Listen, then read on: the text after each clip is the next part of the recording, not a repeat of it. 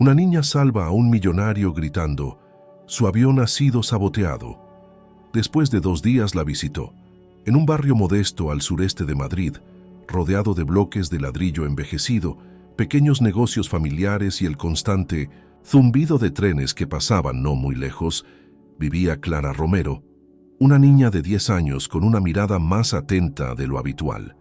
Aunque sus ojos eran grandes y oscuros, como los de muchos niños de su edad, lo que los diferenciaba era la manera en que observaban el mundo, con una mezcla de inocencia y sospecha que solo se encontraba en quienes habían aprendido a leer entre líneas antes de tiempo.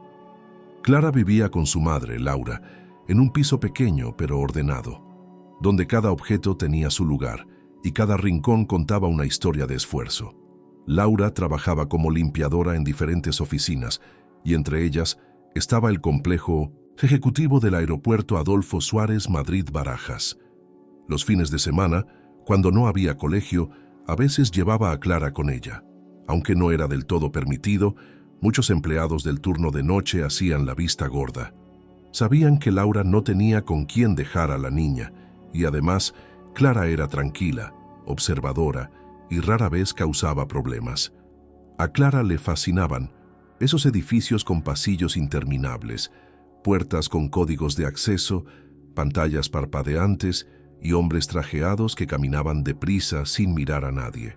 Mientras su madre limpiaba salas de reuniones o despachos, Clara se sentaba con un cuaderno en las manos, escribiendo pequeñas historias, inventando nombres, espiando silenciosamente las idas y venidas de los trabajadores del aeropuerto.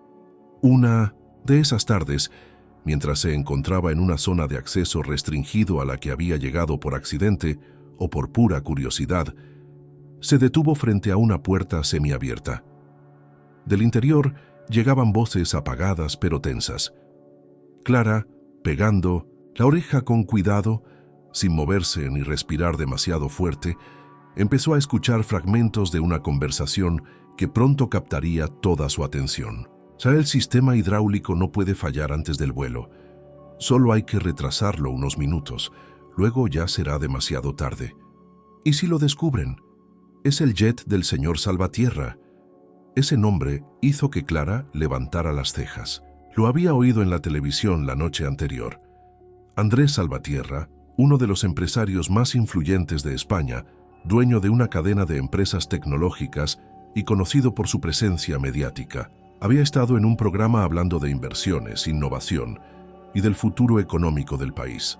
Clara no entendía casi nada de lo que decía, pero su madre comentó algo sobre lo rico que debía de ser ese hombre. ¿Qué hacía su nombre en una conversación sobre un avión y un fallo técnico? No entendía del todo lo que significaban esas palabras, pero algo se le revolvió por dentro. Clara sabía que los aviones no eran juguetes y que un fallo en el sistema hidráulico podía ser peligroso. Recordaba un documental que había visto con su madre sobre accidentes aéreos y la frase le quedó grabada. Era algo serio. Entonces escuchó pasos. Cerraron la puerta desde dentro con un clic. ¡Firme! Clara retrocedió, su corazón latiendo más rápido. No tenía pruebas, solo palabras, pero su intuición le decía que algo no encajaba. Se quedó quieta un momento más, hasta que los pasos se alejaron por otro pasillo. Luego regresó discretamente, con su madre sin decir una palabra. Laura estaba terminando de limpiar una oficina y no notó nada raro en la expresión de su hija, que solo murmuró que estaba cansada y quería irse a casa. Esa noche, Clara no durmió bien. Soñó con aviones cayendo, con hombres que susurraban planes en habitaciones oscuras y con una voz que le repetía una y otra vez que no debía callarse. Al despertar, aún tenía el eco de esa conversación en la cabeza. El jet del señor Salvatierra, el sistema hidráulico. Solo hay que retrasarlo unos minutos. Clara no sabía qué hacer con esa información. ¿Debía decir algo? ¿Y si la regañaban por haber estado en un lugar donde no debía? ¿Y si nadie le creía? Pero tampoco podía ignorar lo que había escuchado.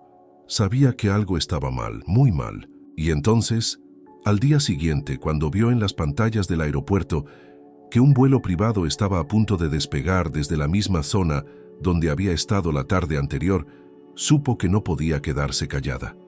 El cielo sobre Madrid estaba despejado, con una luz suave de media tarde que se colaba entre las cristaleras del aeropuerto, tiñendo de dorado las superficies metálicas de los hangares. Clara Romero caminaba a paso lento junto a su madre, que había sido llamada para una limpieza urgente en una sala ejecutiva. Era un día fuera de lo común, pues no solían trabajar en sábado por la tarde, pero una reunión de último minuto había obligado al equipo de limpieza a movilizarse. Clara, que aún no había olvidado lo que había escuchado el día anterior, se mantenía más callada de lo habitual.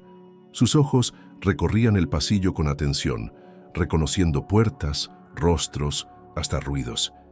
Todo parecía igual, pero al mismo tiempo distinto. Su madre entró en una oficina al fondo del pasillo, y Clara, con la promesa de no alejarse, se sentó en una banca cercana. La zona estaba más transitada que de costumbre, con personal de seguridad desplazándose de un lado a otro y dos hombres de traje hablando por teléfono frente a una pared de cristal que daba a la pista privada. Desde ahí, Clara podía ver un jet blanco con detalles azul oscuro en el fuselaje, reluciente bajo el sol, preparado para despegar. Había algo en ese avión que le resultaba familiar. Se levantó sin hacer ruido y caminó un poco, acercándose a un ventanal.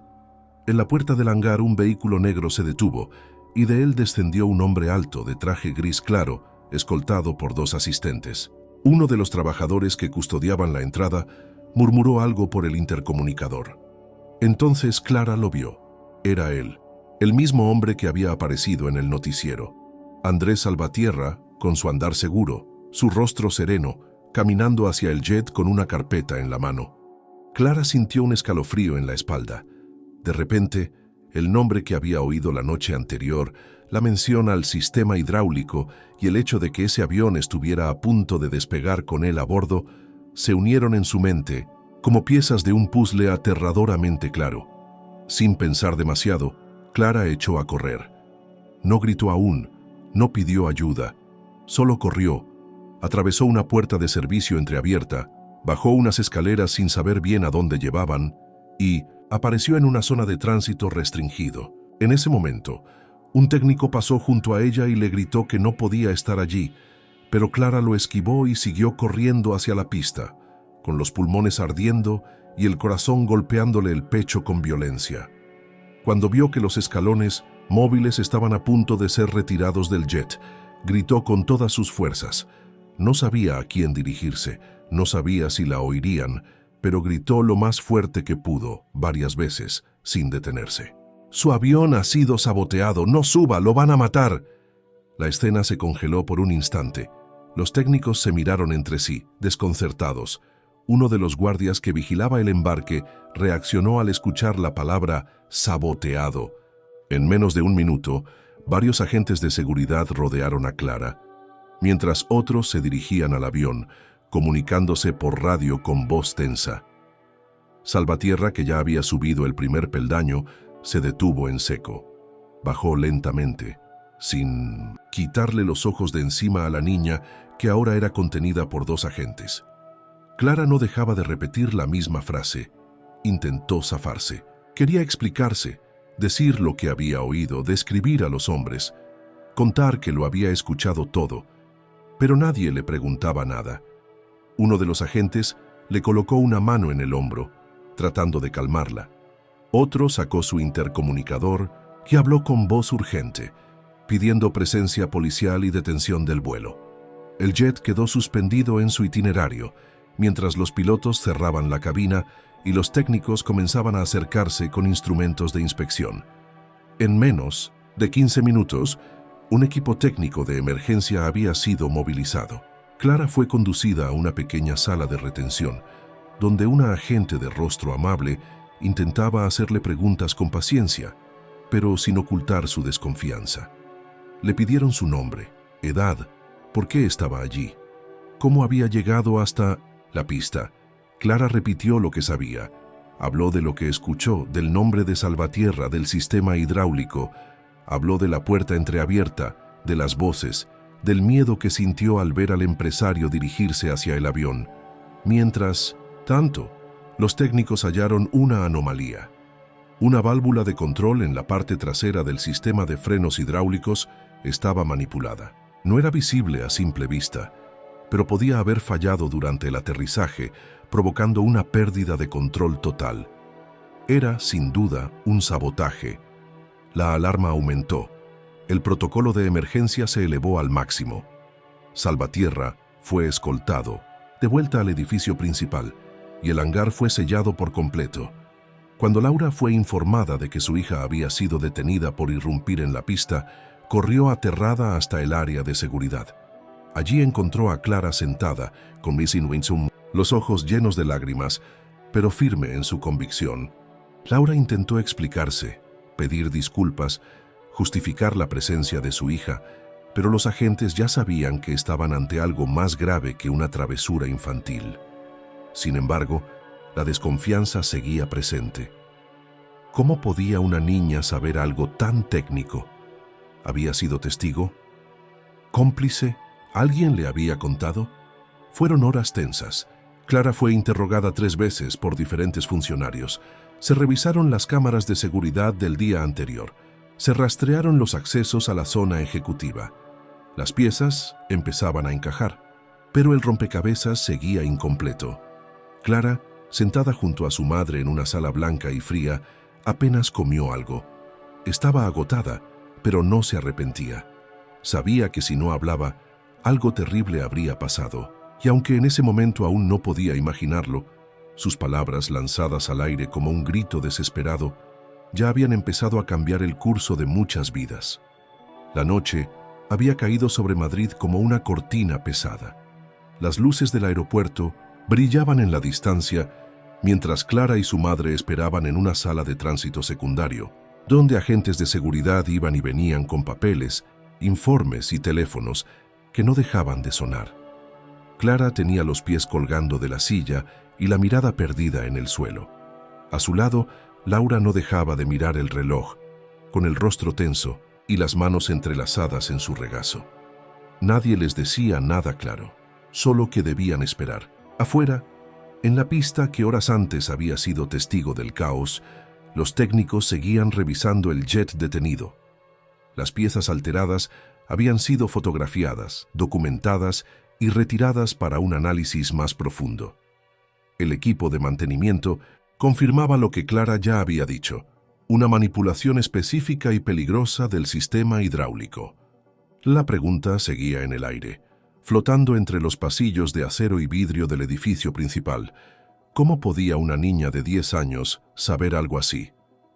El jefe de seguridad del aeropuerto, un hombre robusto, de rostro curtido por años de dudoso servicio, no lograba encajar la historia. En sus casi 3 décadas de trabajo, nunca había visto algo parecido. Una menor irrumpiendo en la pista y deteniendo un vuelo por un sabotaje que luego se confirmaba como real. Había muchas teorías, ninguna del todo convincente. Algunos creían que Clara había escuchado algo. Otros, más suspicaces, pensaban que era utilizada por alguien con intereses ocultos. Lo cierto es que había que manejar la situación con cuidado y rápido. De pronto, la puerta de la sala se abrió. 2 agentes con uniforme oscuro se acercaron a Laura y Clara. El mayor de ellos, con tono firme pero respetuoso, informó que serían trasladadas a una oficina para rendir una declaración más formal. No estaban detenidas, insistió, pero sí involucradas en una investigación activa. Clara se levantó sin decir palabra. Laura asintió, aunque su expresión era la de alguien que no comprendía del todo lo que estaba ocurriendo. Al llegar a la nueva sala, les ofrecieron agua, galletas y un poco de calma. Un oficial joven, con voz pausada, pidió a Clara que contara todo desde el principio, sin omitir nada. Clara empezó a hablar. Contó cómo acompañaba a su madre al trabajo, cómo se había alejado un poco por curiosidad, cómo escuchó una conversación detrás de una puerta entreabierta. Repitió las frases que recordaba, con una exactitud que sorprendió a los presentes. El sistema hidráulico no puede fallar antes del vuelo. Es el jet del señor Salvatierra. Solo hay que retrasarlo unos minutos. Las palabras flotaban en el aire como si acabaran de ser dichas. El oficial tomó nota en silencio. Cuando terminó, salió de la sala sin dar explicaciones. Pasaron otros minutos eternos hasta que un agente diferente entró con una carpeta gruesa. Era un técnico de seguridad, con gafas delgadas y una voz más seca. Se dirigió directamente a Clara, pidiéndole que repitiera una de las frases que había escuchado. Clara lo hizo. El hombre intercambió miradas con los otros presentes. Luego, sin decir nada más, abandonó la sala. Laura abrazó a su hija con fuerza. Clara, cansada pero tranquila, cerró los ojos un momento. No se sentía asustada, al menos no del todo. Sabía que había hecho lo correcto, pero también entendía que el mundo de los adultos era complicado. Allí no bastaba con decir la verdad, había que demostrarla. Y ella solo tenía palabras. Las horas siguientes fueron una mezcla de interrogatorios, esperas, silencios y miradas confusas. Clara no lloró. Su madre sí, en algún momento, en voz baja, cuando nadie la veía. Finalmente, cerca de la medianoche, un oficial de mayor rango se presentó ante ellas. Era un inspector de la Policía Nacional, designado para el caso. Con voz más calmada y gestos amables, explicó que habían corroborado parte de la información proporcionada por Clara. La manipulación en el sistema del avión era real, y si bien no podían aún determinar cómo Clara lo sabía, su intervención había sido clave para evitar una tragedia. El inspector autorizó su liberación. No estaban bajo investigación, pero sí debían permanecer disponibles para futuras preguntas. Laura firmó un documento breve, agradeció sin saber bien qué decir y tomó la mano de Clara. Salieron del aeropuerto por una puerta lateral, acompañadas por un agente que las llevó hasta una parada de taxis. Durante el trayecto en silencio hacia su barrio, Laura miraba a su hija con una mezcla de orgullo y temor. Clara observaba por la ventana, aún con el sonido de aquella conversación rondándole los oídos. Esa misma noche, la noticia comenzó a circular. En redes sociales, algunos medios digitales replicaban un informe preliminar que hablaba de un intento de sabotaje frustrado en un vuelo privado del aeropuerto de Madrid. No se mencionaban nombres ni detalles, pero sí un dato que captó la atención de todos. Había sido una niña la que alertó a las autoridades. El misterio crecía, y con él, las preguntas. En una torre de oficinas del centro de la ciudad, Andrés Salvatierra se encontraba en su despacho, con una taza de café sin tocar y el rostro serio. Frente a él, 3 pantallas mostraban diferentes ángulos del hangar y la pista donde había estado a punto de embarcar. Sus asesores le habían informado del hallazgo técnico, del informe policial y de la existencia de una niña que, de alguna manera, supo lo que estaba a punto de ocurrir. Uno de sus asistentes entró con una carpeta en la mano. Habían conseguido una imagen borrosa de la cámara de seguridad, capturada justo cuando Clara corría por el pasillo hacia la pista. Salvatierra la observó con atención. Una figura pequeña, con el cabello suelto, en movimiento, desenfocada pero decidida. Algo en esa imagen le resultaba familiar, aunque no podía decir qué. Se inclinó hacia adelante, tocó la pantalla con los dedos y murmuró para sí: ¿Quién eres, pequeña? ¿Y cómo lo supiste? Esa pregunta sería la primera de muchas, y con ella comenzaba una cadena de decisiones que no solo cambiaría la vida de Clara, sino también la del hombre, que acababa de escapar por segundos de una muerte segura. El domingo amaneció gris, con nubes bajas que cubrían los tejados de Madrid y un aire denso que parecía anticipar más que solo lluvia. En el pequeño piso del barrio de Entrevías, Clara se despertó con la mente nublada por los recuerdos del día anterior. Le costó unos minutos recordar que no había sido un sueño, que realmente había corrido por una pista de aterrizaje, gritado que un avión había sido saboteado y que, contra todo pronóstico, había tenido razón. Laura, su madre, aún dormía en el sofá, agotada por el cúmulo de tensiones, declaraciones y silencios que habían llenado la noche anterior. Clara se levantó en silencio, se sirvió un vaso de leche y se sentó en la mesa del comedor. No tenía hambre. Observaba las luces del edificio de enfrente como si esperara encontrar una señal de que todo estaba bien, pero algo en su pecho le decía que aquello solo había sido el comienzo. A pesar de haber sido liberadas, sentía que aún estaban dentro de algo más grande, algo que no comprendían del todo. A media mañana, un grupo de técnicos del aeropuerto presentó los resultados preliminares del análisis de la válvula manipulada. El informe llegó a manos de la Policía Nacional y a través de canales internos también a la empresa de Andrés Salvatierra. La conclusión era clara: la alteración había sido ejecutada con herramientas especializadas y con conocimiento profundo del modelo del jet. Aquello no había sido obra de un aficionado ni un acto de vandalismo cualquiera. Era un intento premeditado de causar una falla catastrófica en pleno vuelo. El objetivo parecía ser eliminar a Salvatierra, pero lo que más inquietaba a los investigadores era cómo alguien había accedido a esa zona sin dejar huellas claras.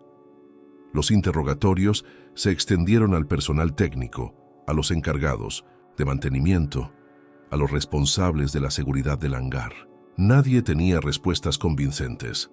Las grabaciones de las cámaras eran inconclusas, con algunos minutos perdidos por una supuesta actualización del sistema. El sabotaje parecía haber sido ejecutado por alguien que conocía bien los protocolos, alguien interno. Pero el foco de atención no tardó en girarse de nuevo hacia Clara. Aunque no estaba siendo tratada como sospechosa, la policía no podía descartar ninguna posibilidad. La niña había escuchado una conversación privada, había reconocido palabras técnicas que ni siquiera muchos adultos comprendían, y había actuado con una determinación que descolocaba a los investigadores. ¿Era posible que todo fuera producto de una coincidencia? ¿O había alguien detrás guiándola? Uno de los interrogadores del día anterior, un inspector con años de experiencia en delitos corporativos, decidió visitar a la familia Romero sin aviso previo. Tocó la puerta del piso poco antes del mediodía. Laura, sorprendida, lo hizo pasar con reservas. Clara estaba en su habitación, escribiendo en su cuaderno, cuando escuchó la voz del hombre en la sala.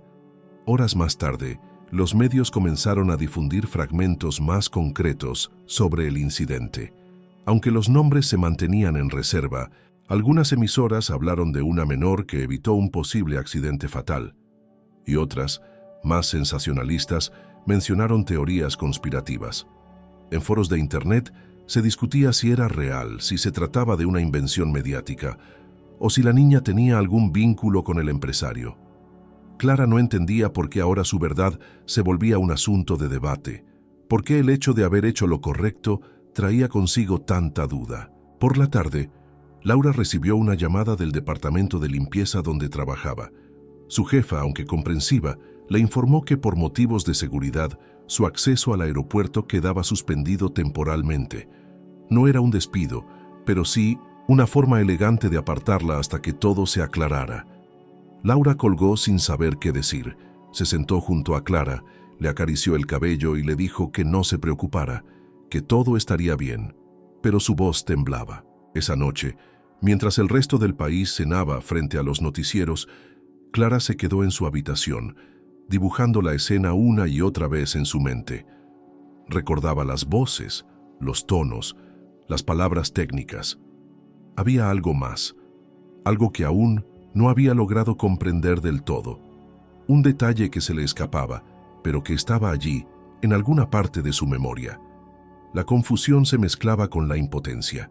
Había salvado una vida, quizá más de una, pero en vez de reconocimiento, había recibido dudas. En vez de alivio, su familia era ahora observada, casi como si hubieran hecho algo malo. Clara apretó el lápiz entre sus dedos. No entendía por qué el mundo era tan injusto. En otro extremo de la ciudad, en una sala de reuniones privada, Andrés Salvatierra escuchaba en silencio los informes que sus asesores le presentaban. A su lado, el jefe de seguridad privada de la empresa compartía los hallazgos. Sabían que el sabotaje era real. Sabían que alguien con acceso y conocimiento lo había planeado. Y sabían que una niña lo había detenido. Lo que no sabían aún era cómo aquella niña lo había sabido. «Quiero saber quién es», ordenó Salvatierra con voz firme. «Y quiero saber todo sobre ella. Todo». El lunes por la mañana amaneció más silencioso que de costumbre. Madrid comenzaba su rutina con el peso del tráfico, las prisas de los oficinistas y las primeras noticias del día invadiendo las radios de los taxis y los comercios. Pero en el piso de la familia Romero, el tiempo parecía detenido. Laura no fue a trabajar, Clara no fue al colegio. Ambas permanecieron en casa como si el mundo exterior se hubiese convertido en un terreno desconocido donde cada paso debía ser medido con cautela. Clara había despertado temprano, con la mente aún girando en torno a la misma imagen que no podía quitarse de la cabeza. El rostro del hombre que subía al avión, el sonido de la palabra sistema hidráulico, la intensidad de su propia voz rompiendo el silencio de la pista. Lo había escrito todo en su cuaderno, desde los detalles más claros hasta los fragmentos más confusos. Había algo que la inquietaba, una sensación persistente de que no había contado aún todo lo que recordaba, no porque quisiera ocultarlo, sino porque su memoria parecía revelarle cosas a cuentagotas, como si el impacto de los hechos le hubiera cerrado algunas puertas internas que solo ahora comenzaban a abrirse. Mientras tanto, en una de las oficinas centrales de la empresa de Andrés Salvatierra, un equipo de investigación revisaba grabaciones, documentos y registros de acceso. El empresario había solicitado personalmente todos los informes relacionados con el incidente del aeropuerto. No confiaba en nadie más que en su círculo más cercano, y aún así empezaba a dudar incluso de ellos. En una de las imágenes, borrosas captadas por una cámara del pasillo de acceso restringido, un analista encontró el momento exacto en el que Clara corría desesperadamente. Era difícil identificarla con claridad, pero su silueta, su velocidad, su decisión eran inconfundibles. Salvatierra observó la imagen con detenimiento. Era apenas una figura pequeña, con el cabello suelto y una mochila colgando de un solo hombro. No podía ver su rostro, pero sentía que aquella niña no había actuado por casualidad. Pidió que localizaran a esa niña. En menos de una hora, su equipo de seguridad privada ya tenía un nombre: Clara Romero. 10 años, sin antecedentes, estudiante de una escuela pública en Vallecas, hija única de Laura Romero, trabajadora de limpieza en el mismo aeropuerto, domicilio confirmado, situación económica modesta, sin vínculos aparentes con ninguna organización o persona de interés. El perfil era claro, pero el misterio seguía intacto. Esa tarde, en la escuela de Clara, 2 hombres de traje se presentaron, discretamente. No hicieron preguntas a los profesores ni causaron alboroto, solo observaron, hablaron brevemente con la directora y se marcharon. La noticia llegó rápidamente a oídos de Laura, quien se sintió invadida. No le gustaba la idea de que personas desconocidas se acercaran a la escuela de su hija. Sentía que algo invisible empezaba a rodearlas, como si cada paso que daban ahora fuera observado por ojos que no podían ver. Esa noche, mientras cenaban en silencio, Laura encendió el televisor. La noticia ya estaba en los medios grandes. Una menor evita sabotaje en jet privado de empresario español. Las imágenes del aeropuerto, aunque difusas, mostraban la zona del hangar, vehículos de emergencia y fragmentos del operativo de seguridad. No mencionaban a Clara por nombre, pero las pistas eran evidentes.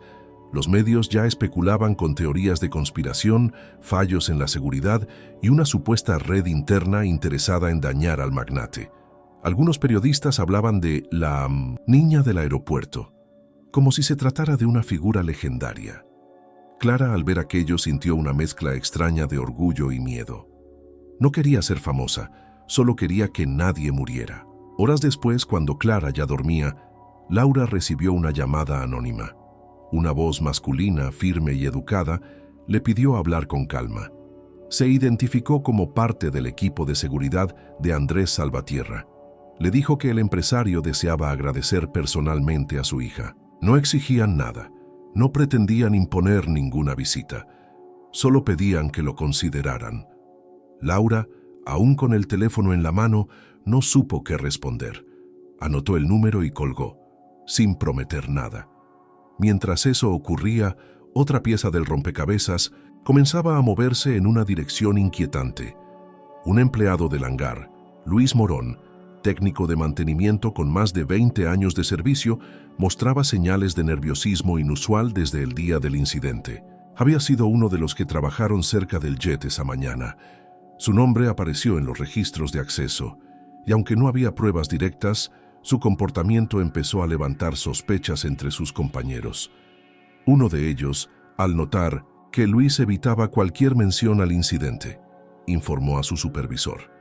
En su despacho, el jefe de operaciones del aeropuerto observaba una lista con los nombres de los empleados que tuvieron acceso al área restringida. Luis estaba entre ellos. Se había reportado presente, pero había desaparecido durante 45 minutos, sin justificación.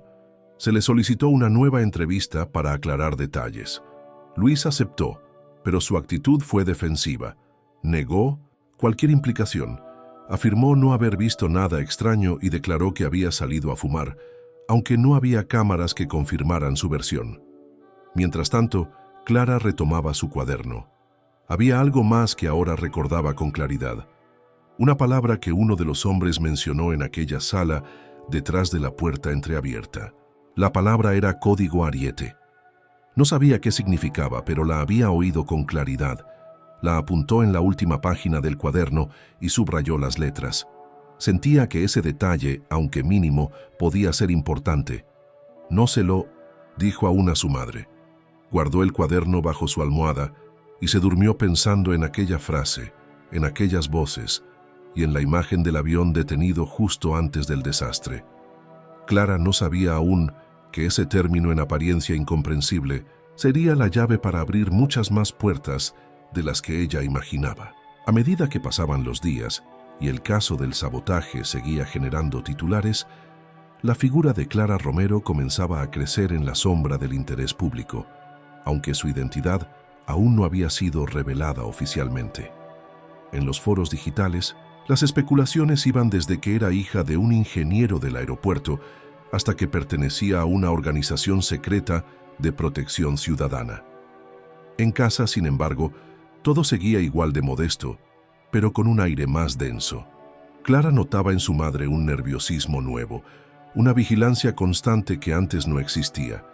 Laura no dejaba que saliera sola ni a comprar pan, y cada vez que el teléfono sonaba, se tensaba como si esperara malas noticias. En paralelo, dentro de los muros del aeropuerto, las investigaciones internas se volvían cada vez más complejas. El Comité de Seguridad, liderado ahora con apoyo externo debido a la gravedad del incidente, profundizaba en los movimientos del personal que había estado presente los días previos al intento de sabotaje. Luis Morón, que en un principio había pasado casi desapercibido, comenzó a atraer una atención creciente. Su historial mostraba una trayectoria limpia, sin sanciones ni conflictos, pero su comportamiento reciente no encajaba con el de alguien sin nada que ocultar. No había vuelto a trabajar desde que fue llamado a declarar y su teléfono móvil permanecía apagado desde hacía 48 horas. Uno de los supervisores que compartía turno con él recordó que en los días previos al sabotaje, Luis había estado más callado de lo habitual, atento a detalles que antes le pasaban desapercibidos, como los horarios de llegada del jet de Salvatierra y los nombres del personal autorizado para manipular sus componentes. Cuando se lo mencionaron al equipo de investigación, decidieron revisar todas las grabaciones que pudieran mostrar su desplazamiento dentro del hangar. Aunque muchas cámaras no ofrecían ángulos claros, en una de ellas se veía a Luis moviéndose por la zona del sistema hidráulico justo la noche anterior al intento de despegue. Estaba solo. Nadie lo acompañaba. Su rostro no mostraba nada especial, pero su presencia allí, en ese momento exacto, bastaba para ponerlo en el centro de la investigación. Con esa información se solicitó una orden para interrogarlo formalmente. Pero Luis ya no estaba. Había desaparecido de su domicilio y sus vecinos aseguraban no haberlo visto desde hacía días. La policía revisó su piso y encontró señales de una salida apresurada. Ropa faltante, cajones revueltos, una taza de café a medio tomar aún sobre la mesa. No había signos de violencia, pero sí de fuga. El caso tomaba un nuevo giro. Ya no se trataba solo de esclarecer un sabotaje. sino de dar con un sospechoso que ahora estaba oficialmente prófugo. Al día siguiente, mientras Salvatierra revisaba nuevos informes con sus asesores más cercanos, uno de ellos le mencionó la aparición de ese mensaje anónimo. El empresario pidió escucharlo de inmediato. Al oír la voz de Clara describiendo detalles técnicos, palabras, acentos, incluso el tono de los hombres tras la puerta, Salvatierra se mantuvo inmóvil. Pero cuando escuchó la mención al código Ariete, se inclinó hacia adelante, interrumpió el audio y ordenó silencio. Absoluto.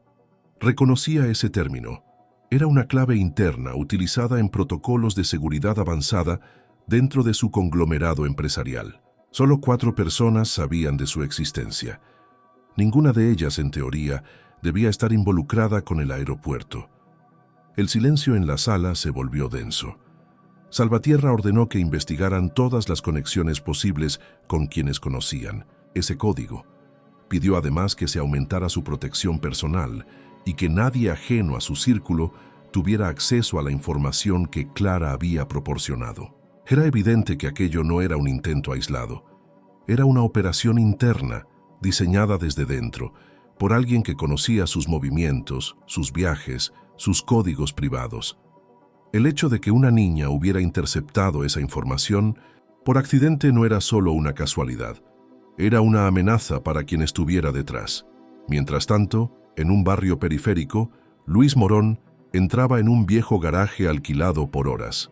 Llevaba una mochila al hombro, el rostro cubierto por una gorra y una expresión de fatiga que parecía haberse instalado en su piel. Encendió un portátil, se conectó a una red privada y comenzó a borrar archivos. Tenía miedo, no solo de la policía, sino de los verdaderos autores del plan. Sabía que ya no era parte del juego, que lo estaban usando como señuelo y que tarde o temprano lo descartarían como a un peón irrelevante. Su única esperanza era desaparecer antes de que lo encontraran. En casa, Laura se preguntaba si había hecho bien en enviar esa grabación. Clara, mientras tanto, escribía una nueva entrada en su cuaderno. Había decidido que no dejaría de contar lo que recordaba, no mientras supiera que algo malo seguía en curso. Ya no lo hacía solo por Salvatierra, lo hacía por ella, por su madre, por la certeza de que una verdad silenciada podía costar vidas. Y aunque aún no lo sabía, sus palabras iban a convertirse muy pronto en la pieza central de una investigación que pondría al descubierto una red de traiciones más profunda de lo que nadie había imaginado. La tarde del martes avanzaba con lentitud en el barrio donde Clara vivía, como si el tiempo se negara a moverse al mismo ritmo que el resto de la ciudad. El sol se filtraba débil entre los edificios, proyectando sombras largas sobre las aceras, y el ruido lejano del tráfico apenas interrumpía la calma aparente. Pero dentro del piso de los Romero, esa quietud era solo una ilusión. Clara, sentada frente a la mesa del comedor, pasaba las páginas de su cuaderno con una atención casi obsesiva. Había leído y releído cada palabra escrita, tratando de encontrar entre las frases simples de una niña de 10 años alguna pista más que se le hubiera escapado. A su lado, su madre preparaba café, aunque sabía que lo dejaría enfriar sin tocarlo. Las noticias seguían sin traer respuestas, solo más rumores. Después de enviar la grabación anónima a la policía, Laura había decidido no hablar del tema con nadie, ni siquiera con Clara. Pero la niña no necesitaba explicaciones. Había entendido perfectamente el gesto de su madre al grabarla y sabía que aquello era una forma de protegerse, de actuar sin exponerse del todo.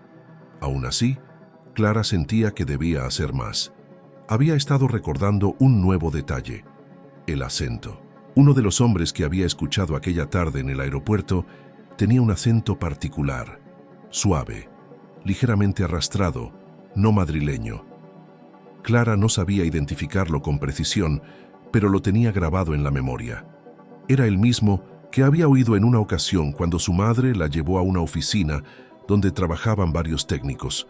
Allí, uno de los ingenieros hablaba de forma parecida. Decidida, Clara fue hasta su cuarto, sacó una hoja en blanco y comenzó a escribir lo que llamó su diario de pruebas. En él no solo relató todo lo que había visto y oído, sino que organizó los recuerdos en bloques. Personas, palabras, lugares, emociones.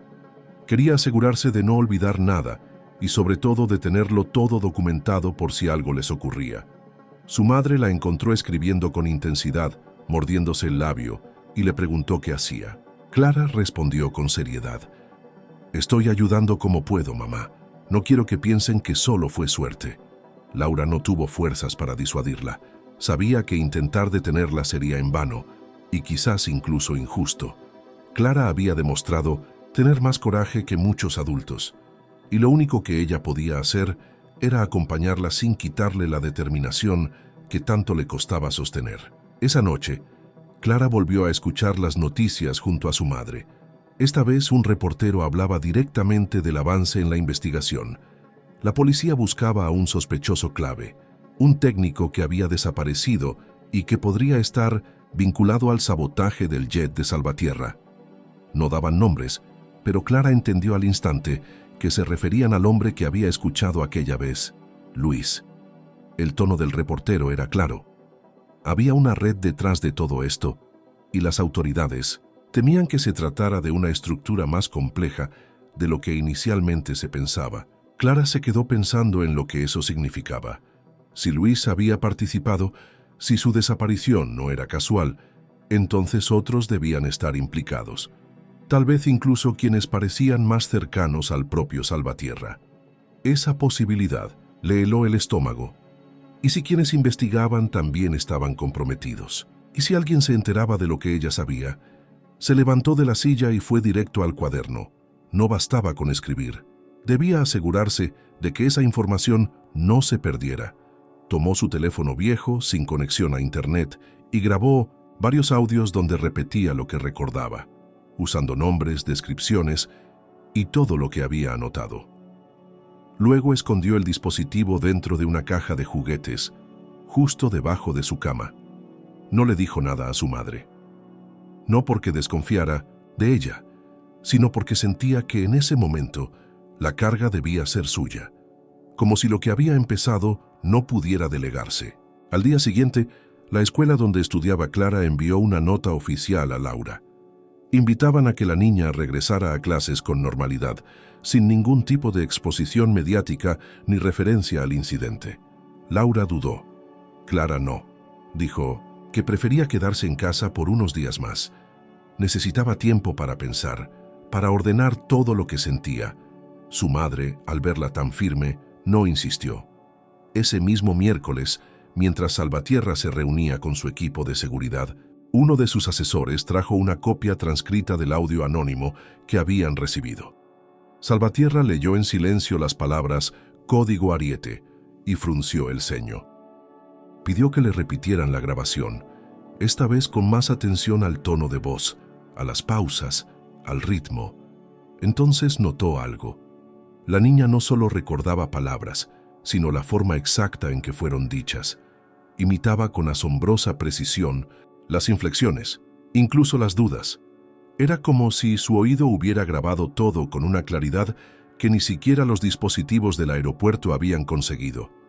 Salvatierra pidió una orden de seguimiento, localizar a la niña y, si era posible, hablar con ella en persona. No quería intermediarios, no más filtraciones. Mientras eso ocurría, Laura recibió una segunda llamada.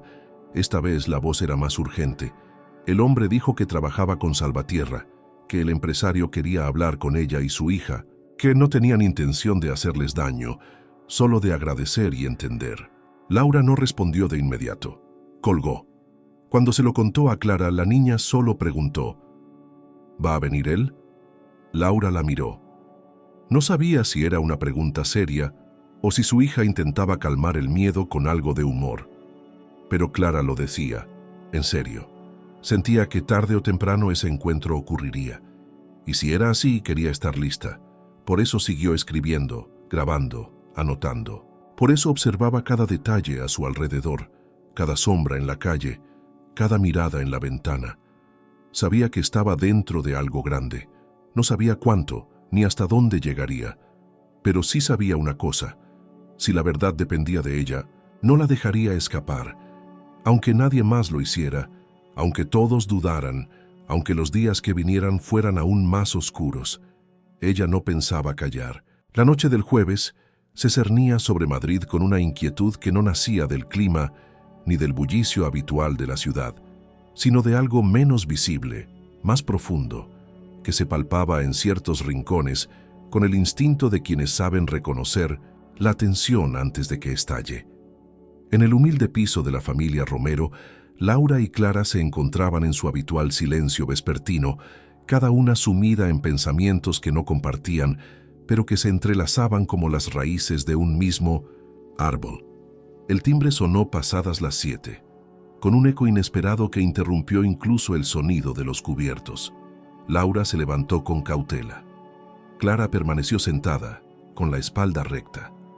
Al abrir la puerta, Laura se encontró con una imagen que no esperaba. Andrés Salvatierra de pie frente a ella, vestido con un abrigo gris acompañado de 2 hombres que claramente pertenecían a su equipo de seguridad. No llevaba prensa, ni cámaras, ni rastro de espectáculo. Solo su presencia sobria, su mirada directa y una voz que con gentileza dijo: «Perdone la irrupción, señora Romero. Solo quiero hablar con su hija. Le debo mi vida». Laura, paralizada, por un instante se hizo a un lado sin decir palabra. Salvatierra entró con paso firme pero respetuoso y uno de sus hombres cerró la puerta con cuidado. Clara lo observó desde el comedor, como si ya hubiera previsto ese momento. Cuando el empresario se acercó, ella se levantó lentamente y lo miró con la misma seriedad con la que había escrito cada palabra en su cuaderno. No hubo reverencias ni palabras grandilocuentes, solo un breve silencio cargado de significado. «Clara», dijo Salvatierra. «Gracias». La niña asintió. Su madre, aún procesando lo que ocurría, ofreció asiento a los visitantes. Salvatierra se sentó frente a Clara, con una carpeta en la mano. No la abrió, solo la sostuvo. Su tono era tranquilo, sin condescendencia. «He escuchado tu grabación», dijo, «y he leído tus notas.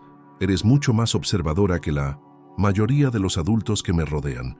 Has mencionado una palabra que me preocupa: código Ariete. Solo muy pocas personas la conocen. Es parte de una red de acceso restringido que no debería estar en bocas ajenas. Pero tú la oíste. ¿Recuerdas algo más?» Clara asintió y comenzó a relatar nuevamente la conversación, esta vez con más calma, con la certeza de que quien la escuchaba no la consideraba una niña confundida, sino una pieza clave. Laura observaba con atención. El ambiente estaba cargado, pero no de miedo. Era como si, por primera vez desde que todo comenzó, alguien les hablara sin dudar de su palabra. Durante esa conversación, sin embargo, algo ocurrió. Un corte de luz abrupto oscureció todo el piso. Las luces se apagaron, el zumbido de los electrodomésticos cesó y por un instante reinó el silencio más absoluto. Salvatierra se levantó de inmediato y sus escoltas se activaron como un resorte, revisando ventanas y puertas. Clara y Laura se quedaron inmóviles. Fue apenas cuestión de segundos antes de que uno de los hombres detectara el origen del problema. El sistema eléctrico del edificio había sido saboteado desde la caja central en la planta baja. No era un apagón general, era un acto dirigido. La tensión escaló de inmediato. Salvatierra pidió evacuar el lugar. No confiaba en que se tratara de una coincidencia. Ayudó personalmente a Clara a abrigarse, mientras su equipo comunicaba con dispositivos propios, desconectados de las redes convencionales. En menos de 10 minutos, una furgoneta negra los recogió en la esquina y el edificio quedó atrás, sumido en la penumbra. Durante el trayecto, Salvatierra no dijo una palabra. Clara, sentada junto a él, tampoco. Laura iba delante, acompañada de uno de los hombres de seguridad, con el rostro lívido por la preocupación. Cuando llegaron a un complejo residencial de alta seguridad en las afueras de Madrid, fueron conducidas a un apartamento de invitados donde les aseguraron estarían protegidas hasta nuevo aviso. Era una medida temporal pero necesaria. Salvatierra no quiso correr más riesgos. Esa misma noche, uno de sus analistas le entregó una nueva información. Habían detectado un intento de infiltración en sus sistemas internos. Alguien había intentado acceder a los protocolos protegidos que contenían claves como código Ariete. No se logró completar el acceso, pero la alerta fue clara. Estaban intentando desestabilizar su núcleo de operaciones desde dentro. Clara involuntariamente había activado una reacción en cadena. En su nuevo alojamiento, Clara no se sintió aliviada. Aunque el lugar era cómodo, silencioso y seguro, sabía que aquello era solo una pausa, no un final. Le costó dormir. Soñó con pasillos oscuros, con voces que repetían palabras codificadas, con ascensores que caían sin freno. Al despertar aún de madrugada, fue hasta el ventanal del salón y miró hacia el horizonte. No veía su barrio, ni los tejados conocidos, ni las luces de siempre. Era otro mundo, uno al que no pertenecía, pero en el que había sido arrastrada por haber dicho la verdad. Laura, que no podía dormir, se acercó a ella en silencio y la abrazó por la espalda. Ninguna habló, solo se miraron en el reflejo del vidrio, sabiendo que el peligro seguía ahí fuera, esperando una nueva oportunidad. Lo que no sabían en ese momento era que el enemigo que tanto buscaban estaba mucho más cerca de lo que todos pensaban. Muy pronto el velo se levantaría, y cuando eso ocurriera, nada volvería a ser igual. La mañana siguiente amaneció con una claridad engañosa. El apartamento de seguridad donde se encontraban Clara y su madre parecía un refugio bien diseñado contra cualquier amenaza, pero en su interior la tensión seguía acumulándose como electricidad estática antes de una tormenta. Clara no había dormido bien. Despertaba cada cierto tiempo, sobresaltada, como si su cuerpo intuyera que el peligro aún no había pasado. Laura, por su parte, se movía por la cocina improvisada con movimientos automáticos, preparando un desayuno que ninguna de las dos tocaría.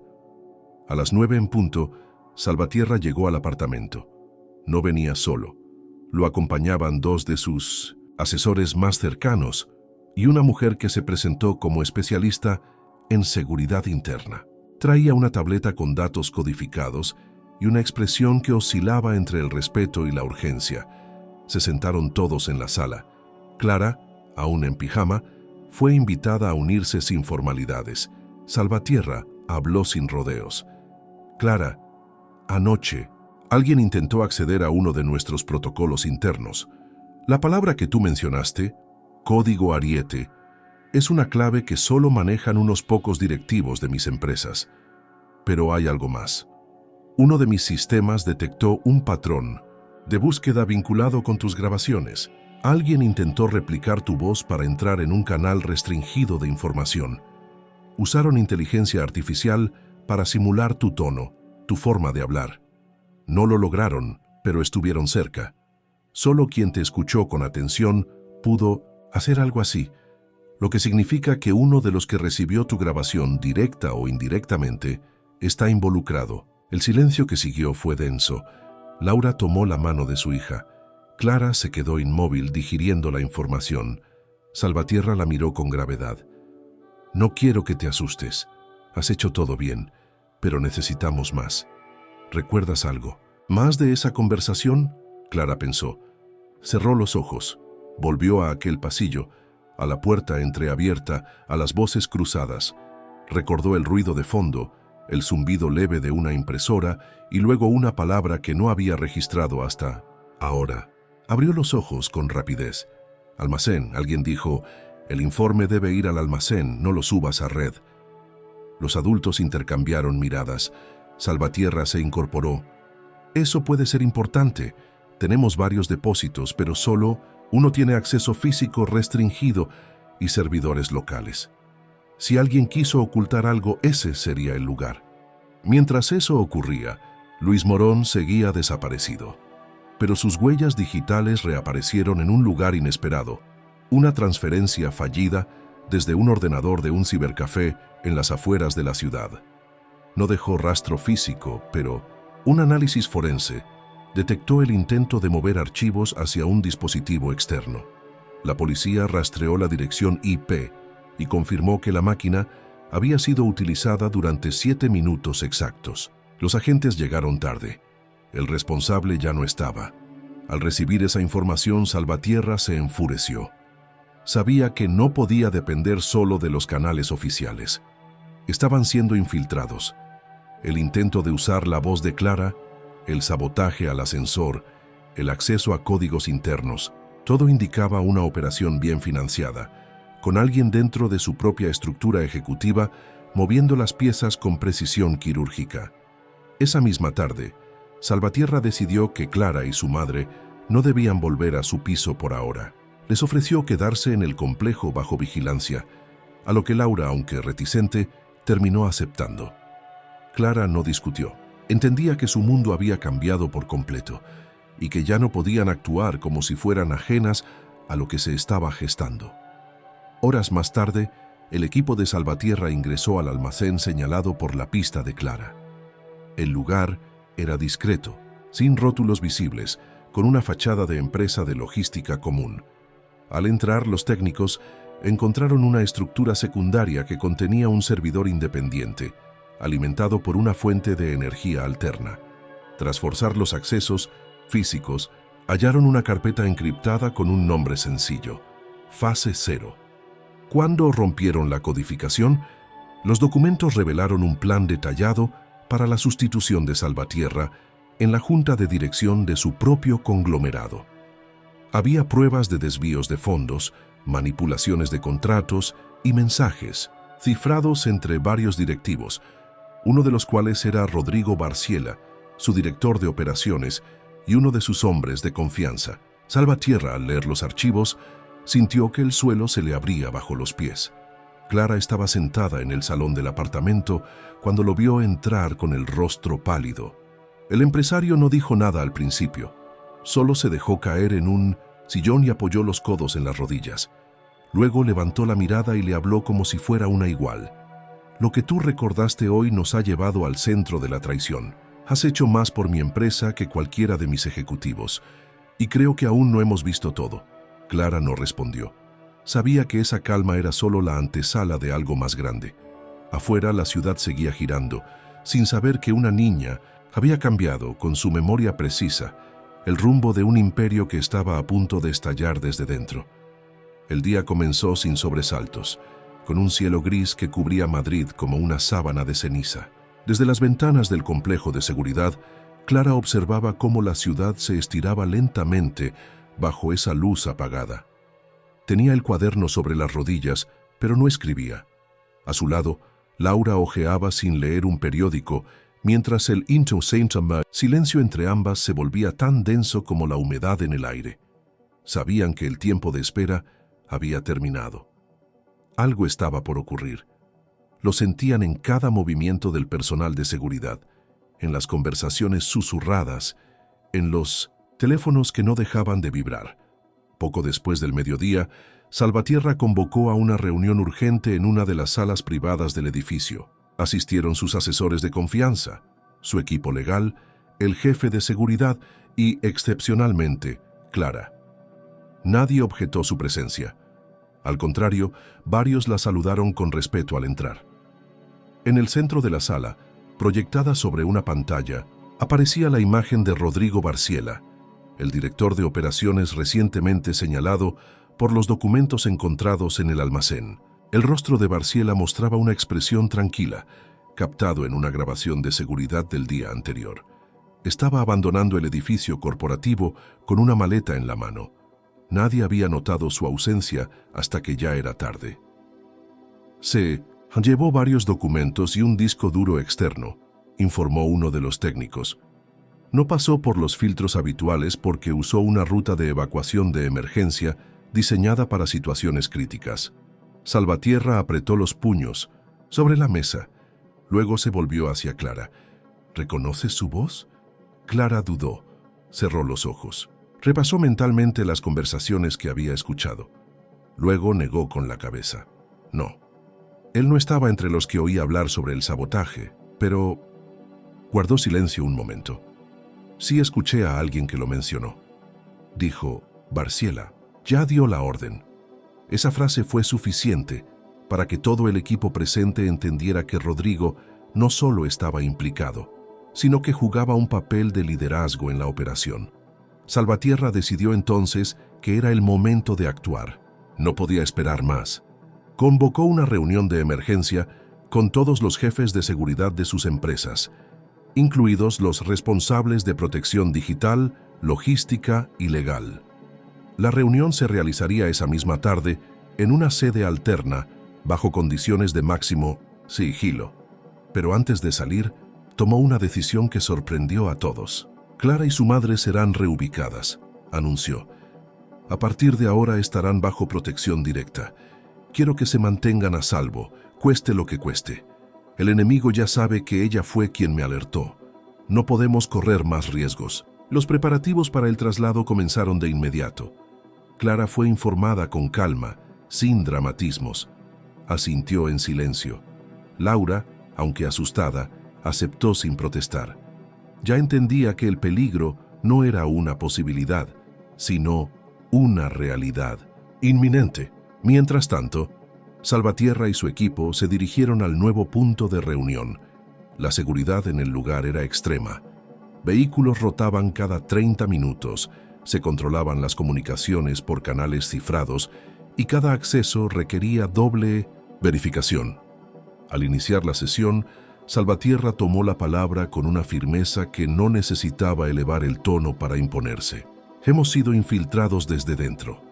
Rodrigo Barciela ha traicionado esta organización. Tenemos pruebas irrefutables, pero lo más grave es que no actuaba solo. Este es un golpe planeado con meses de anticipación. Si no lo detenemos ahora, perderemos más que una empresa.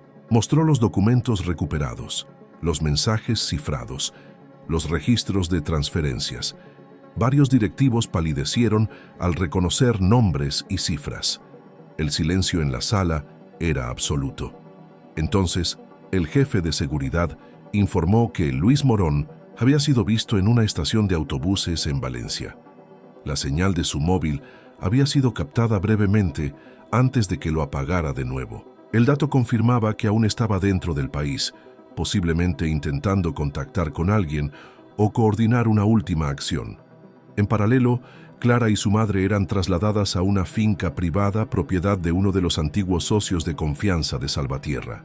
El lugar estaba rodeado de viñedos y con vigilancia permanente, una especie de fortaleza camuflada bajo la apariencia de una casa de campo. Allí, Clara retomó su cuaderno. No podía detenerse. Seguía escribiendo, pero esta vez con más claridad, como si la tensión la ayudara a ordenar sus pensamientos. Recordaba un detalle más, una fecha. En la conversación que escuchó, uno de los hombres había dicho, todo debe estar listo para el día 5. Y ese día era hoy. Mientras anotaba, esa revelación fue interrumpida por una llamada urgente. Era Salvatierra, que había solicitado hablar directamente con ella. Cuando Clara le comunicó lo que acababa de recordar, la reacción del empresario fue inmediata. Suspendió la reunión y ordenó redirigir todos los recursos a prevenir cualquier evento previsto para ese día. La amenaza ya no era una teoría. Tenían un plazo que estaba a punto de cumplirse. De regreso en la ciudad, agentes privados iniciaron una redada discreta en varios puntos identificados como posibles focos de sabotaje. Se descubrió que uno de los servidores centrales de la empresa estaba siendo intervenido por una conexión remota que intentaba desviar fondos a cuentas en el extranjero. La intervención fue detenida a tiempo. Otro equipo halló dispositivos de escucha ocultos en una sala de conferencias que Barciela usaba regularmente. Todo apuntaba a que el plan estaba en su fase final y que Clara, una vez más, había permitido que se adelantaran. Esa noche, la finca donde se encontraban Clara y su madre fue reforzada con más vigilancia. Salvatierra les envió una nota manuscrita que Clara leyó en voz alta. Tu memoria nos salvó otra vez. Aún no hemos terminado, pero ahora sabemos por dónde caminar. Gracias por no callar. A veces, la verdad se esconde en los oídos más pequeños y en los corazones más valientes. Firmado, Andrés. Clara guardó la nota dentro de su cuaderno. No dijo nada, solo respiró hondo, porque intuía que el mayor riesgo aún no había pasado, y que el nombre de Rodrigo Barciela no sería el último en aparecer. La madrugada siguiente se desdobló con un silencio espeso en la finca, donde Clara y Laura se encontraban bajo resguardo. El aire era denso, los árboles apenas se mecían y el cielo permanecía cubierto por una capa de nubes sin forma, como si el universo mismo hubiera decidido contener la respiración. Clara despertó antes del amanecer, no por ruidos ni pesadillas, sino por una sensación de alerta que no lograba explicar. Se incorporó, abrió su cuaderno y repasó todo lo que había escrito hasta entonces. Cada nombre, cada palabra técnica, cada fragmento de diálogo era parte de una historia que ella había reconstruido sin siquiera proponérselo. Y aún así, sentía que algo escapaba. Un hueco, una pieza que aún no encontraba su lugar. Mientras tanto, en la sede central del conglomerado de Salvatierra, el equipo de seguridad analizaba antiguos registros de audio recuperados de uno de los servidores que se creían comprometidos. No se trataba de grabaciones recientes, sino de archivos que habían sido ocultados bajo capas de archivos renombrados, como si alguien hubiera querido mantenerlos enterrados a la vista de todos. Uno de los técnicos, revisando una secuencia sin etiqueta clara, encontró un fragmento de audio grabado dentro del hangar semanas antes del intento de sabotaje. Al principio solo se oía el ruido ambiente de herramientas, puertas, ventilación. Pero luego surgía una conversación. Una voz clara, reconocible, decía: «El viejo no sospecha nada. Cuando salga ese vuelo todo cambiará. Ariete es la primera ficha». Otra voz más grave respondía: «Rodrigo ya tiene los papeles listos, solo falta el fallo técnico para cerrar la jugada». Los técnicos se quedaron inmóviles. La primera voz no pertenecía a Luis Morón, ni a Rodrigo Barciela. Era una voz más conocida aún, perteneciente a uno de los ejecutivos con más cercanía a Salvatierra, Esteban Larrucea, director de desarrollo y amigo personal del empresario. Desde sus inicios, la revelación cayó como un peso muerto sobre la mesa de trabajo. De inmediato, se comunicó a Salvatierra, que escuchó la grabación en silencio, sin permitir que su rostro delatara el torbellino que le atravesaba por dentro. Esteban había sido parte del círculo íntimo. Era uno de los 4 hombres con acceso al código Ariete. Había cenado en su casa, compartido proyectos, negociado contratos estratégicos, y ahora aparecía como cerebro detrás del sabotaje, aliado directo de Rodrigo y artífice silencioso del intento de golpe corporativo. Mientras Salvatierra ordenaba que se activara un protocolo de vigilancia sobre Esteban, Clara, en la finca, retomaba su escritura con una nueva intensidad. De pronto, recordó una frase que uno de los hombres dijo junto a la puerta entreabierta aquella tarde en el aeropuerto. «Rodrigo hablará con Esteban esta noche. Tienen que cerrarlo de Lisboa antes del viernes». En ese momento no había entendido su importancia. Ahora, en el contexto de todo lo descubierto, comprendía que aquella conversación no solo hablaba del sabotaje, sino de un plan mucho más amplio. Lisboa no era un destino cualquiera. Era el centro de operaciones de una de las subsidiarias más importantes del grupo empresarial de Salvatierra. Allí se movían fondos, contratos, estrategias que podían cambiar el rumbo del conglomerado entero. Clara corrió hasta el teléfono del despacho donde se alojaban. Llamó directamente al número de emergencia proporcionado por el equipo de seguridad. Cuando atendieron, pidió hablar con Andrés Salvatierra. Minutos después, su voz llegó por el altavoz. Clara explicó con precisión lo que acababa de recordar. La frase, el contexto, el momento exacto. Salvatierra escuchó sin interrumpirla. Cuando ella terminó, su respuesta fue tan inmediata como clara. «Clara, acabas de entregarnos la última coordenada. Voy a Lisboa ahora mismo». En cuestión de horas, Salvatierra abordó un vuelo privado hacia Portugal, acompañado de su equipo más confiable. Mientras tanto, en Madrid, la investigación se centró en rastrear a Esteban Larrucea. Pero el ejecutivo ya no estaba en su residencia ni en su despacho. Había salido del país esa misma mañana, rumbo a Lisboa, según confirmaron registros migratorios. Todo indicaba que planeaba encontrarse con Rodrigo Barciela para ultimar los detalles del traspaso de información y recursos. Ya en Lisboa, Salvatierra activó su red de contactos locales. En menos de 3 horas, uno de sus informantes confirmó: que Esteban y Rodrigo se reunirían en un almacén perteneciente a una empresa fachada usada para canalizar inversiones. Era el mismo lugar mencionado en uno de los documentos encontrados por el equipo de Clara. La operación se organizó sin intervención policial oficial. Salvatierra sabía que cualquier filtración podía arruinarlo todo. Con un equipo táctico privado rodearon el lugar. A las 10 de la noche irrumpieron.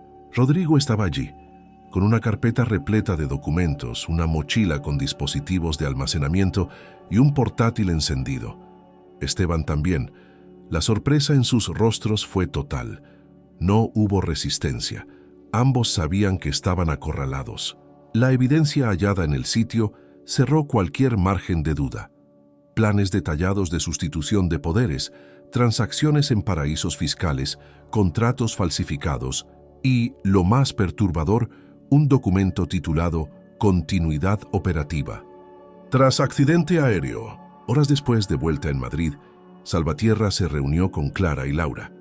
No hubo aplausos ni celebraciones, solo miradas largas, profundas, cargadas de lo que no necesitaba ser dicho.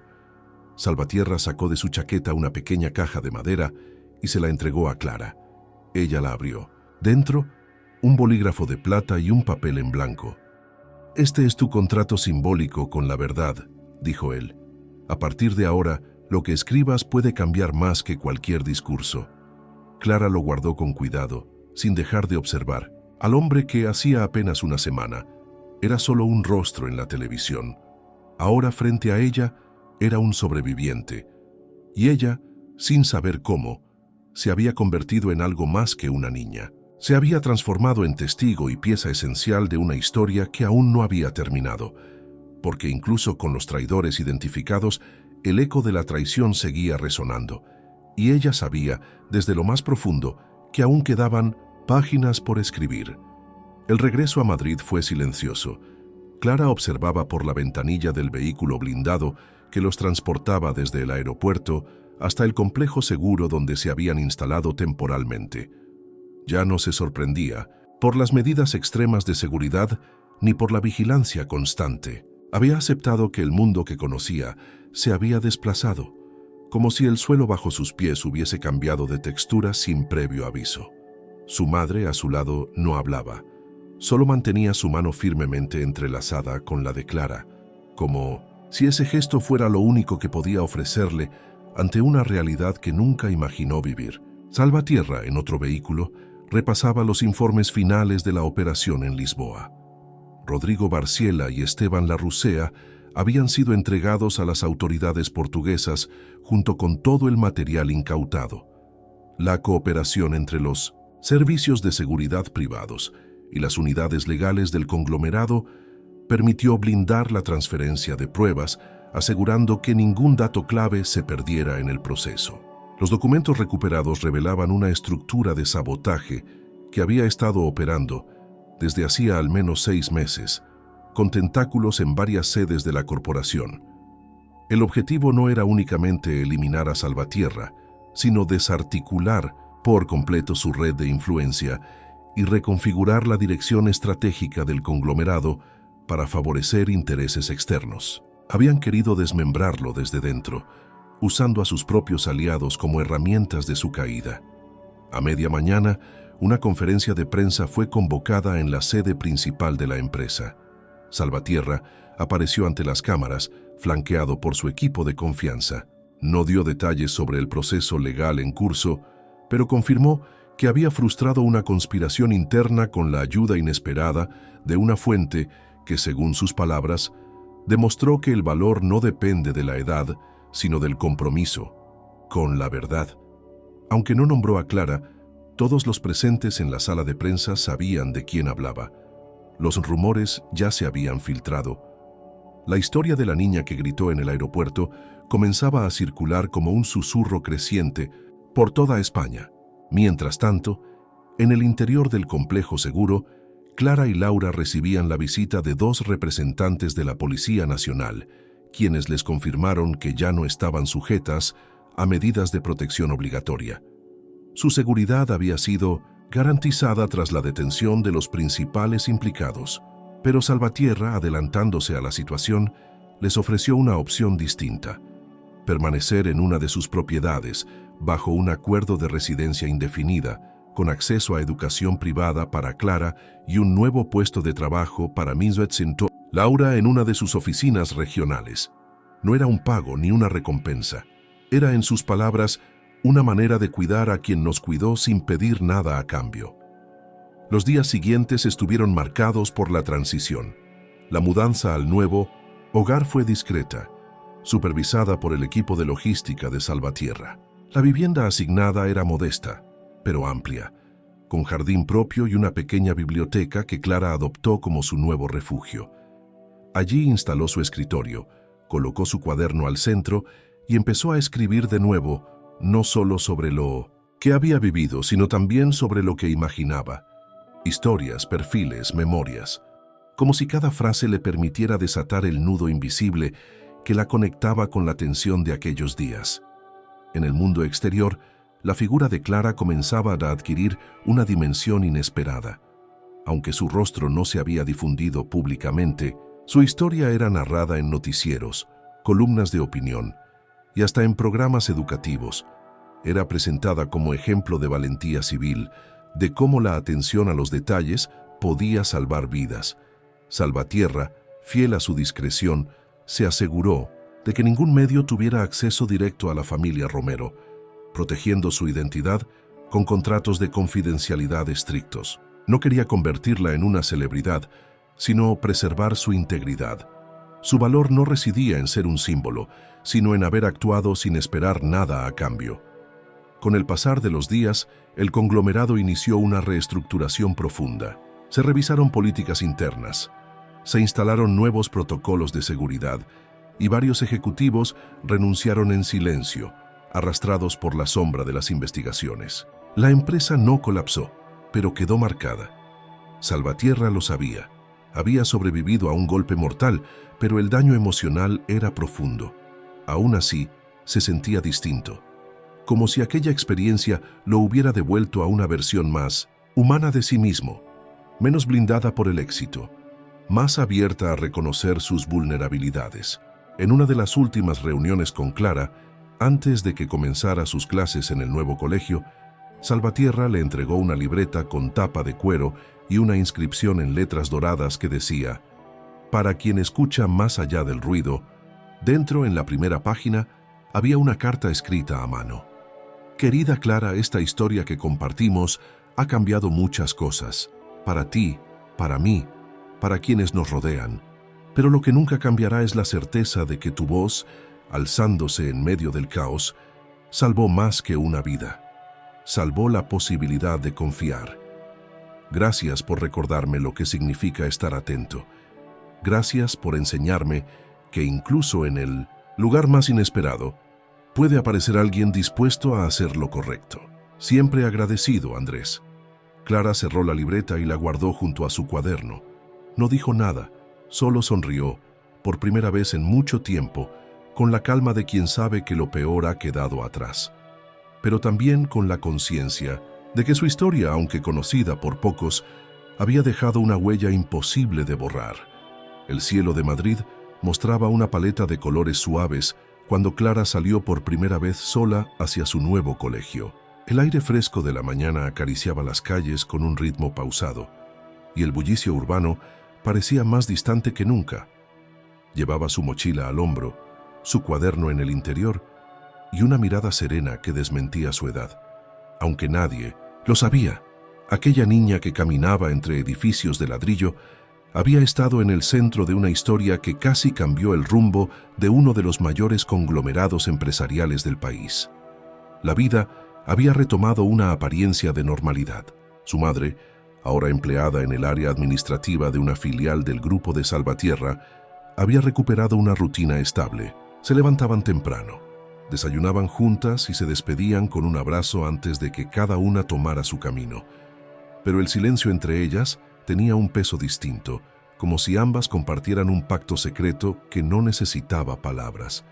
Habían atravesado una tormenta que las había transformado y ahora, en medio de la calma, comenzaban a construir algo nuevo. En la empresa de Salvatierra, Los cambios se hacían evidentes. Tras la detención de Rodrigo Barciela y Esteban Larrucea, la junta directiva fue reconfigurada. Varios nombres nuevos, con perfiles éticos intachables, asumieron roles clave en la supervisión del conglomerado. Se implantaron sistemas de control más rigurosos, se reforzaron los canales internos de denuncia y por primera vez en décadas los empleados sintieron que podían confiar en las estructuras que los sostenían. Andrés Salvatierra, aunque aún al mando, optó por retirarse parcialmente de la esfera pública. Dedicaba más tiempo a encuentros personales, visitas a fundaciones y a una nueva iniciativa que llevaba su nombre solo en los documentos legales. El Fondo Clara Romero. El fondo fue creado con un propósito claro: identificar y apoyar talentos jóvenes con capacidades extraordinarias, en especial aquellos provenientes de contextos vulnerables. Clara fue la primera becada oficial, aunque su nombre no figuraba en ninguna placa ni en los anuncios oficiales. Así lo quiso Salvatierra, y así lo aceptó ella. No buscaba notoriedad. Solo quería estudiar, escribir, entender mejor el mundo que se había revelado ante sus ojos de forma tan abrupta. Una mañana, mientras Clara revisaba sus libros en la biblioteca del colegio, fue llamada a la dirección. No se sorprendió. Había aprendido a mantener la calma incluso en las situaciones más inesperadas. Al llegar, encontró a Salvatierra esperándola. Vestía sencillo, sin escoltas visibles, con un cuaderno en la mano. Se saludaron con una mirada, sin necesidad de ceremonias. «He venido a hacer algo que debía desde hace tiempo», dijo él, y le entregó el cuaderno. Clara lo abrió. Era una edición especial de su propio diario, transcrito y encuadernado con esmero, con anotaciones de los analistas de seguridad que lo habían usado para desmantelar la red de sabotaje. En la primera página había una frase escrita por Salvatierra: «La verdad no siempre grita. A veces susurra en la voz de quien sabe escuchar». Clara cerró el cuaderno sin pronunciar palabra. Luego levantó la vista y asintió con suavidad. Había aprendido que los gestos eran más duraderos que las palabras. Poco después, el equipo de Salvatierra organizó un evento discreto en una de las fundaciones educativas del grupo. Asistieron profesores, investigadores, estudiantes y algunos miembros de la prensa. No fue un evento mediático, sino un acto íntimo en el que se hablaba de ética, responsabilidad y escucha activa. Al final de la jornada, Salvatierra subió al escenario. Su discurso fue breve. Hace meses, una niña detuvo un avión, pero no fue eso lo más importante. Lo que realmente cambió mi vida fue su decisión de hablar cuando nadie más escuchaba. No solo salvó mi vida, me recordó qué significa confiar. Y por eso hoy quiero decir públicamente: gracias, Clara Romero. Los presentes aplaudieron con fuerza. Clara, sentada entre los asistentes, no se levantó ni buscó la atención. Solo sonrió, con esa mezcla de timidez y determinación que la caracterizaba. Su madre, sentada a su lado, le tomó la mano. No necesitaban más. Desde entonces, el nombre de Clara comenzó a circular en círculos más íntimos como sinónimo de integridad. Profesores la mencionaban en clases. Directivos la usaban como ejemplo de lo que podía hacer una conciencia despierta, y en algunos espacios académicos se referían a el caso Romero como un modelo de análisis de crisis ética. Clara siguió estudiando, explorando nuevos temas, participando en talleres de escritura, ciencias y análisis crítico. Nunca volvió a hablar públicamente sobre lo ocurrido, no por miedo, sino por convicción. Su historia ya estaba dicha. Ahora era tiempo de escuchar otras. Un año después, Salvatierra publicó un libro de memorias donde relataba los momentos clave de su trayectoria empresarial. En uno de los capítulos finales, se dedicaba exclusivamente a narrar la historia de Clara. Lo tituló El grito invisible. No era un libro de negocios ni de autoayuda. Era un testimonio, una forma de dejar constancia de que a veces la vida depende no de estrategias complejas ni de poder, sino de una voz pequeña que se atreve a decir lo que otros callan. Clara leyó el libro en silencio. No comentó nada. Solo subrayó una frase: el valor no siempre se mide en acciones grandiosas. A veces basta con estar en el lugar correcto, con la conciencia despierta y la decisión de no mirar hacia otro lado. Con esa frase, cerró el libro y lo colocó en su estantería, junto al cuaderno donde todo comenzó. Se levantó, miró por la ventana y respiró hondo. La vida seguía. Y ella, aún con 10 años, sabía que el mundo era más complejo de lo que parecía. Pero también sabía que, con un cuaderno en la mano y los ojos bien abiertos, se podía hacer la diferencia, aunque fuera en silencio, aunque nadie lo esperara.